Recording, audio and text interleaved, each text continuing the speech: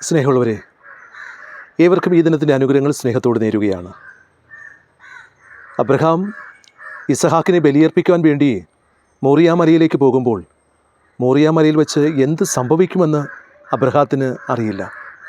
അവിടെ വെച്ച് തനിക്കും തൻ്റെ മകനായ ഇസഹാക്കിനും എന്ത് സംഭവിക്കുമെന്ന് യഥാർത്ഥത്തിൽ അബ്രഹാത്തിന് അറിയത്തില്ല.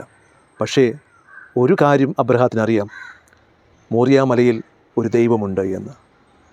തൻ്റെ ജീവനെ രക്ഷിക്കുവാൻ, തൻ്റെ മകനെ രക്ഷിക്കുവാൻ കരുത്തുള്ള ശക്തനായ ഒരു ദൈവം മോറിയ മലയിൽ ഉണ്ട് എന്നുള്ള ഉത്തമമായ ബോധ്യവും വിശ്വാസവും അബ്രഹാത്തിന് ഉണ്ടായിരുന്നു. പ്രിയപ്പെട്ടവരെ, ജീവിതത്തിൻ്റെ പ്രതിസന്ധി ഘട്ടങ്ങളിൽ എല്ലാം നഷ്ടപ്പെട്ടു പോയി എന്നൊരു ചിന്ത നിന്നെ വേട്ടയാടുമ്പോൾ എപ്പോഴും നിൻ്റെ മനസ്സിൽ സൂക്ഷിക്കേണ്ടത് ഒന്ന് മാത്രമാണ്: നമ്മെ സംരക്ഷിക്കുവാൻ ഒരു ദൈവം ഉണ്ട് എന്ന ഉത്തമമായ ബോധ്യം, വിശ്വാസം നിനക്ക് ഉണ്ട് എങ്കിൽ എല്ലാ പ്രതിസന്ധികളെയും തരണം ചെയ്യുവാൻ നിനക്കതിനുള്ള കരുത്ത് തീർച്ചയായിട്ടും ദൈവം നിനക്ക് നൽകും. അതുകൊണ്ടാണ് ഹബക്കുക്കിൻ്റെ പുസ്തകത്തിൽ പ്രകാരം പറയുന്നുണ്ട്, 3-ാമത്തെ അധ്യായത്തിൽ, ഞാൻ എൻ്റെ കർത്താവിൽ ആനന്ദിക്കും, എൻ്റെ കർത്താവാണ് എൻ്റെ ബലം.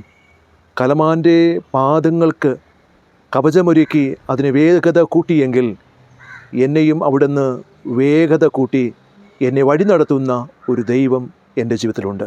അതുകൊണ്ട് പ്രിയപ്പെട്ടവരെ, ജീവിതത്തിൽ അസ്വസ്ഥനാകാതെ, ജീവിതത്തിൽ ഭയപ്പെടാതെ ദൈവത്തിൽ വിശ്വസിക്കുക. അബ്രഹാം ദൈവത്തിൽ വിശ്വസിച്ചു. മോറിയ മലയിൽ ഒരു ദൈവമുണ്ട്, അവനെന്നെ രക്ഷിക്കും എന്ന ഉത്തമമായ ബോധ്യം അവനെ ആ മലയിലേക്ക് നയിക്കുവാൻ ഇടയാക്കി. നിൻ്റെ ജീവിത ഈ യാത്രയിലും ഈ ജീവിതമാകുന്ന മോറിയ മല നീ ചവിട്ടിക്കയറുമ്പോൾ ഭയപ്പെടേണ്ട, നിന്നെ രക്ഷിക്കാൻ ഒരു ദൈവം അവിടെ ഉണ്ട്. ദൈവം നമ്മെ അനുഗ്രഹിക്കട്ടെ.